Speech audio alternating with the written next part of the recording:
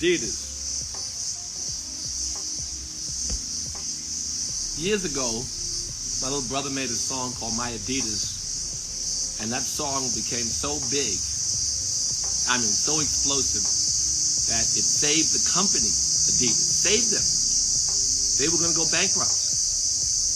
And they made a deal with Run DMC, and Run DMC got a little piece of the sneakers that they made for Adidas, and a check. When it was the biggest check at the time, the biggest check that Adidas had given anybody, and no music person had a license deal like that. We were first. And we saved Adidas. Well, they did. I helped produce the song. My Adidas. And then artists started to realize, and we worked for many years in many industries, realizing the value of our relationship with our consumers. And we worked with many companies, and at one point we actually said, fuck Adidas, and made our own sneakers. And the Fat Classics was selling for $100, and Shell-Toe Adidas was selling for $39.99. It was an explosive moment. It led to saving Fat Farm from its own extinction. And then we sold the company, and thank you, $500 million gross in sneakers that we did with the Fat Classics. It's amazing.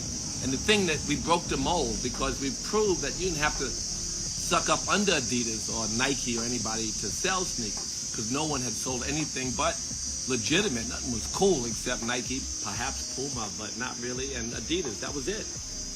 And we would never allow ourselves to own ourselves and do our own shit at all. But we did it. And it was, I remember Damon Dash laughed at me. What kind of corny shit is that, your own sneaker? But we had some vision and some luck, and we got through it. The Dauber family manufactured and sold those sneakers for us, but we owned them. So Kanye is getting free from these people and getting free from I don't know what the fuck, that expensive company that he's the brand. That expensive company. And Kanye is a plus to them. They had to get rid of him, but he was a plus to them because his brand was so strong. So his sneakers, his clothing, he don't need the Gap, he can make his own. He can make his own everything. So he's set to go. It's not hard to make your own shit. So I'm sure he'll do that. And if he ends up owning everything and wanting to manufacture, he can go to some partners. I had many partners. And he said once that he was very jealous of the Jewish community for owning everything. Well, no one owns him. And they can manufacture for him. Make friends with all the partners and all the support systems and empower your community. This is the opportunity. I can't call him because he changed his number. Changes his number more than Kim.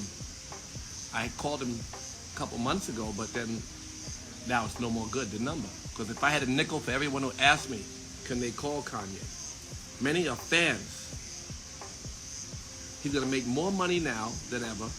He can support more people in the community now than ever before. And his vision, although some of it we don't get, is his vision.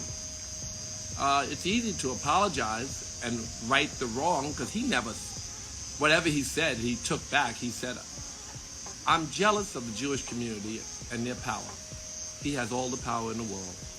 He can empower so many people, and he can help to lift his community, which is the thing that probably inspires him. So he can make friends with everyone that he's made rubbed wrong. He could, sometimes the things you say inspire other people to take it a step further. I'm sure that he didn't mean to inspire so much hate because it's not in his heart. It's not in his heart to promote that much hate. So he can fix that. And we're going to buy his sneakers. If he makes new sneakers, if they're expensive, I won't, but you might buy his sneakers. He's a creative man who can change the perception of the relationship between blacks and the manufacturers of anything. and everything. He has the resources, he has the support, and he's free. He's a free black man. Can't be destroyed like Teflon. So all the companies that dropped him, good. Now he has no obligations. Now he can build all new. Last thing I'll say is one of the people who called me and asked could they speak to him. Of course, I would never give his number out. But one of the people said, crickets are loud. Kanye, would he ever apologize to the George Floyd family? I'm sure he didn't mean to hurt anybody, but do you remember he gave the $2 million to the George Floyd children? It was in the media. Someone sent me that, the person who asked about it. He sent $2 million. He can do good. And in order for him to grow, he has to learn. And the mistakes he's made, he can fix. But he's free. So, apologize. Well, he said he was jealous. He said certain things. And just move on. Do good.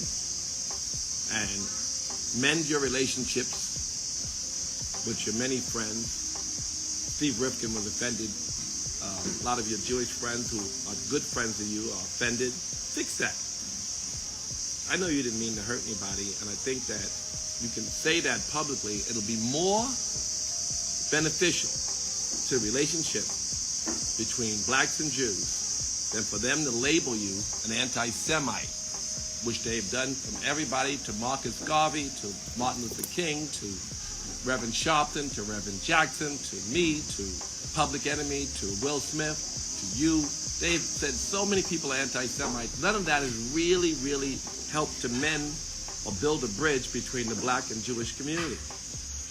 What's built bridges is when people visit museums and work together and do programs in the hood and find common ground where they can build strong relationships, because we have common enemies, the blacks and the Jews, and great purpose together.